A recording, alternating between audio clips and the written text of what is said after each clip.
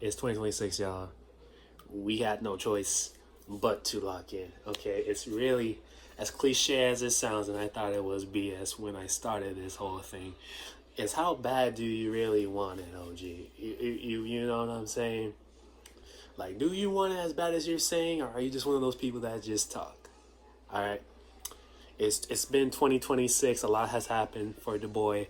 A lot has happened for other people, but we're still continuing to go on this exponential growth type shit. Look, like you got to understand the background before we get into the nitty gritty of the cliche stuff. You know what I'm saying?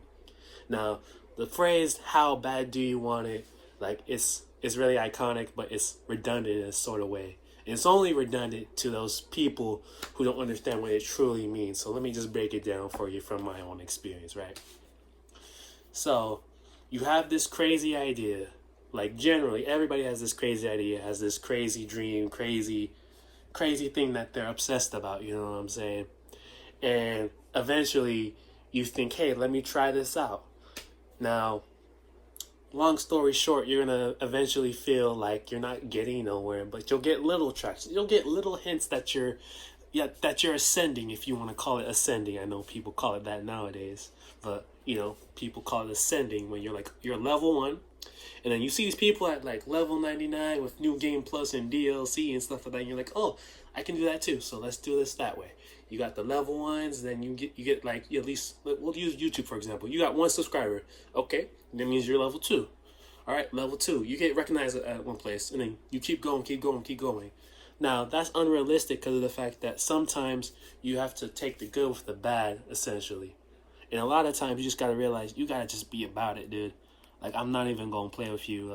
Like speaking about my own experience, when I first started this YouTube stuff, dude, like, I was just doing it for fun stuff because, like, I was obsessed about like cross country at the time. So I was just like, hey, let me just do all of that. And hell, I got really good at it, you know what I'm saying? I got really good at the YouTube stuff. A lot of people were better than me, you know what I'm saying? But I didn't really take it like, oh, they're better than me, let's talk trash. No, I took it like, hey, I gotta work harder. Like, my homegirl at the time, she had like 1,000, I think right now she has like 10K subscribers. But that's because of the consistency and the fact that she ignored every negative thing and took the positive. But with the negative also, she also took some of the constructive criticism alongside that she would resonate with, not the, oh, this is cringe, or oh, this is that and the third. You know what I'm saying? And it just really gets down to the point where you just gotta realize you have to be about it, dude. When you say you're gonna hit the gym 5 days a week, regardless of how you feel, it's regardless how you feel. It could be raining out there. Your car could be broken down. There's bus. If the bus breaks down, there's Uber. If you ain't got money like that, listen, we have the train. For where I'm from Cali. We have the train, and then hell, if God gave you the ability to walk, we have that too. It don't matter. You know what I'm saying? I'm gonna put it in the most extreme case, because at my gym I be seeing people who can't walk, or don't have like, whatever, like missing limbs or this, that, and the third. They work harder than me. So if that's not motivating, I don't know what is. They got less than what I have, but they still look better and still carry themselves with the type of intensity that they need to conquer this world. You know what I'm saying? So there really is no excuse. Like if you know me, bro, you've seen me walk to the gym, you've seen me walk to school, you've seen me just walk. I've never been stressing about no car, no nothing. Like, I remember homies used to be like, Pierce, you going to this function? I was like, bro, I'm gonna walk. They're like, Pierce, why you gonna walk, bro? Don't. Like, bro, why you gonna walk? I'm like, because I'm gonna walk. Like, and it just shows the dedication. Like, hey, I came early walking. If I needed to go do something, I came early and I walked. Half of those people, you know what I'm saying? Half the people be talking about, oh, I gotta charge my car, or do all that stuff. Like, bro, like if you had $1 million and all you had to do was show up that day at that time, would you just say, oh, my car's not working, so I just call them and say car's not working? No, you would do everything in your power to do that. You have to apply that same concept with the gym, with life, with everything, with your goals. You know what I'm saying? Like, if you apply that with the gym, perhaps, because that's what this is about mainly, but I keep it generally over here, you know what I'm saying? But if you keep it about the gym, right? You keep it like, hey, the physique and detention, girls, this, that, and the third, or boys, whoever watches my channel at this point, you have to realize that that is the end goal. But you have to realize that you have to do everything in your power to get there, whichever way you want to choose, because it is your life, right? Now, you can continue to say, oh, the car's not working, only go when the car is working. But then again, you're missing the progress. You're missing the EXP. You know what I'm saying? You need the EXP so that way you get to your final form. It's like Pokemon. Like, you know you need the EXP. You can't be challenging the Elite Four with no level 36. Correct me if I'm wrong. I've been out the game of Pokemon for a little bit. But level 36 Charmander, bro. Like, with like Slash and Ember, bro, you're getting cooked. I'm sorry. If any of you played Seal, you're getting cooked by Cynthia. You're not even making it to Cynthia. I don't know what to tell you. But, you know what I'm saying? You have to apply that to everything else. You need the EXP to get up there. You see a lot of times with people, like, I remember, like, if you remember Gen Zers, the Hot Tua girl, like, literally, like, she didn't have the media training nor the ability to make the $1 million by herself without that clip. Let's keep it a bean. Let's keep it buck. You know what I'm saying? Like, we have the millionaires who have done the work, who have gotten the EXP. So if they start New Game Plus, it's not nothing. Like, you know what I'm saying? Like, if they start New Game Plus, it's like, okay, I have to do A, B, and C to get up here, then A, B, and C to get up here, and get to B up here. Like, literally, when you buy a new game, which the game is life, right? When you buy a new game, you literally play throughout the game, you do what you can, but then you realize there's more stuff to do. But then you play New Game Plus, and it's like, oh, I've already done that. Let me do stuff I haven't done. And then you realize that you have already done the stuff that you already have done. And then you realize that, hey, I'm not new to this, I'm true to this. So that boss that took you 5 hours to beat on Donkey Kong, you're like, oh, I got it now, because it's New Game Plus. Now that you know, that tech that you hadn't got in the new game, fighting game story mode, now that you've played it for like 100 hours, you got that kind of experience, the EXP. Now, like I said, you have these people who have the DLC, like they paid to play. They're like, oh, I could just pay to play and learn the game, and learn all this other stuff. But you realize that, hey, there's more to the game than having just these overpowered stuff and just like doing all this. The fall of these people, of like, you know, the whatchamacallit, the lottery ticket winners, Hawk Tua girl, the flaw of these people, or like the mindset flaw, because the people themselves are not flawed. You know what I'm saying? God, hey, I'm flawed too, bruh, so I can't be talking. You know, God has like all this other stuff, and I can't judge, man. It's not my right to judge. So let me get that out the way. But you got to realize the flaw with the mindset of these people is the fact that when they have the substantial amount of like success, they don't know how to recreate that. It's not about having success one time. It's about recreating that success on your own or amplifying it to yourself. I'll give you another prime example. Excuse me. Kevin Durant. Let's talk about it. Okay, so Kevin Durant, if you don't know basketball, I'm going to tell you straight up. In the NBA, your boyfriend probably talked about it. It was either Cleveland with LeBron James or the Golden State Golden State Warriors, which consisted of Stephen Curry, who's the greatest point guard of all time. We're not going to debate that. We have Kevin Durant, we have Draymond Green, and we have Klay Thompson. Regardless, if you take one of those out, they were going to the championship the same year, right?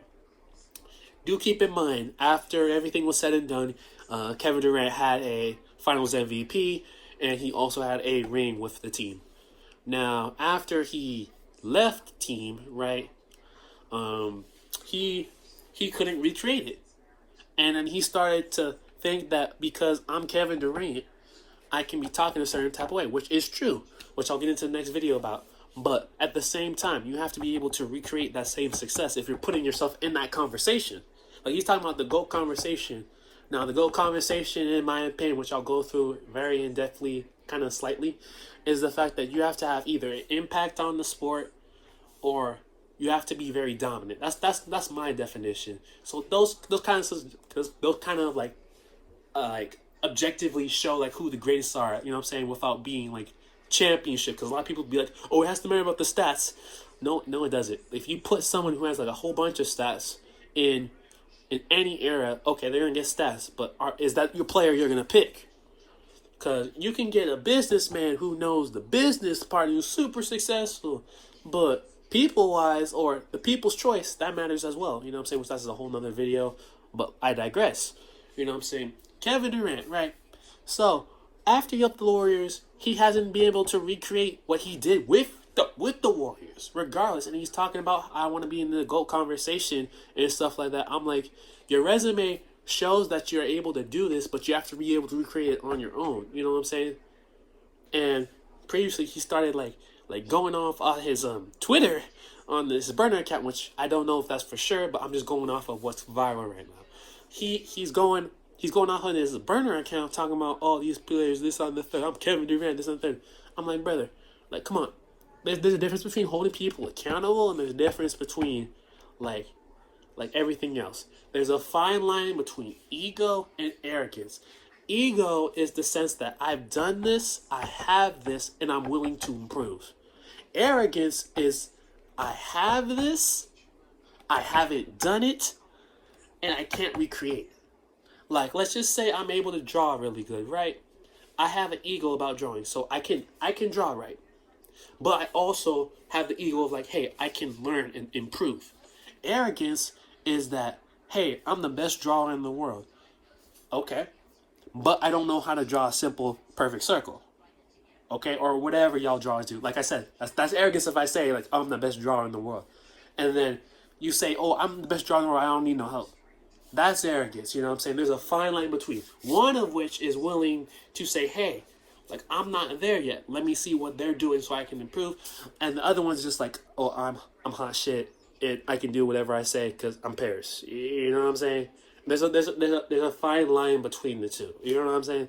But yeah, it just shows that you have to be able to kind of find that fine line, but then also apply it to your goals. Like it's just you have to realize that not everybody is gonna be on the train to your success. You know what I'm saying? Not everybody's gonna be supporting you. Not everybody's gonna be like, oh, you need to do this A, B, and C. You have to hold yourself to a certain standard, and you have to be able to say, hey, I'm gonna do this regardless. You know what I'm saying? I learned that during cross country. We used to run. I was notorious for running in short shorts, no shirt, short socks, and just some beat up running shoes that had like at least 400 miles on them. I don't know on the number. I'm not trying to. I don't keep track of the number. Like I only kept track for a little bit was because my boy Ryan was like, "Paris, you need new shoes." But anyways, like we ran through rainstorms, we ran through cold weather, we ran through whatever. You know what I'm saying? And I came early, and I walked. Y'all saw me. If y'all know me, you know I've never been afraid to be like, hey, I walk everywhere. Like I walk to school, walk back, walk to my homies' functions, like this, that, and the third. You know what I'm saying? I've never been afraid to do that. That's because, you know what I'm saying, if I wanted to go there, I'm gonna go there regardless. You know what I'm saying? And then you have to realize that those are the people that you really kind of want to help and kind of want to put in your circle. Because you, like I said, like you got to realize that some people don't want success for you. They just want you to stay put in this little box. And they don't want you to be better than them. Because this is a good quote. It's just like, hey, people want to see you win, just not better than them. Like, people want to see you, like, get a couple stocks off of your, off of the Super Smash Brothers, character turning or whatever. But they don't want to see you in the top 5. They don't. They do not. And that's the reality of it. You know what I'm saying? Like, do keep in mind, like I'm talking from serious, right? Like, so, you know what I'm saying? Like, you could be like the fastest runner on the team, and then Paris is trying to improve and do everything in his power, and then he'll just talk about, oh, they'll make group chats and what was it? It was, oh yeah, from my personal experience, this is what. So that way y'all know what I'm talking about. Okay, so group chats, burner Instagram accounts, diss Instagram accounts, like it's 2015, like we're doing like Mean Girls, like the Mean Girls burn book at this point. But you know what I'm saying? And you have to be able to say like, hey, I'm not gonna let that derail me and keep going. You know what I'm saying? Because at the end of the day, like you got one life to live and you got goals to accomplish and you got to do it no matter the cost. No matter the cost. If you have to walk, walk, bro. Like I've never been afraid to walk. And hell, like you, if your car breaks down, bro, just walk early. I remember there were some people that were talking about on some. I'm like, hey, you pulling up to so and so's birthday? Nah, bro, I ain't got gas in my car. Well, it's 2 hours away. If you leave like at this time, you'll be here early, and then we can get a. I even offered like, hey, we can get like an Uber back home because I know some people that are gonna drive us can drive us home, or like I got Uber money. You know what I'm saying? But he's like, nah, or he or she is like, nah, bro, that's 2 hours. I'm like, okay, because like it's the same. Like if they could, they would. You know what I'm saying? Like a lot of people just sit on their couch, just be like, hey, he ain't doing nothing. I would have done that. I'm like, bro, then why haven't you? Well, because the government and the economical like state of the country, or because my girl says so, or because I can't, because I don't have money and this and the third. I'm like, that's not stopping nobody. That's not stopping nobody. Let's get done. Let's get to the bag. Let's get improving, bro. Like there's only so much of S tier a boy can take until the boy wants to rank up, bro. Let's be honest, bro. But you know, I just need y'all to lock in. It's 2026, bro. I don't care if it's the state of the country. I don't care about the economics. I don't care if the hate accounts, if the group chats are live, if I'm on Shade Room. I don't care. I'm gonna get up here, brother. We gonna make it, brother. All right. And when I say we gonna make it, I mean Dinner Fam is going to make it, bro. I'm not. Listen, if all the people up there said everything was impossible, they would not make it up there. Michael Jordan specifically, or how about Michael Phelps? Michael Phelps is one of the greatest Olympic athletes ever. If he listened to everybody saying, "Oh, it's impossible to be the greatest Olympic athlete in gold medals," he would have been like, well, I can't do it." No, Michael Phelps was like, "Okay, I'm Michael Phelps. I'm gonna be the greatest, and I'm gonna keep going." Because Michael Phelps didn't want to be the. Listen, I think Michael Phelps' mindset is very important for a lot of people. Because I just realized, I researched him a little bit. I don't know the full depth of him, but I'll read his book later. You know what I'm saying? I just want to make sure that I'm not speaking on something I don't have no understanding of speaking of. But like Michael Phelps, I'm pretty sure, based off his mindset, he did not necessarily, when he won like his like 10th gold medal, I don't think he was like, oh, well, I could just stop here. No, he's like, let me put my foot on not the NBA, but the Olympics. You know what I'm saying? This man has like over 20 gold medals. Now you can't even say an Olympic athlete, the GOAT competition of an Olympic athlete, without having his name mentioned.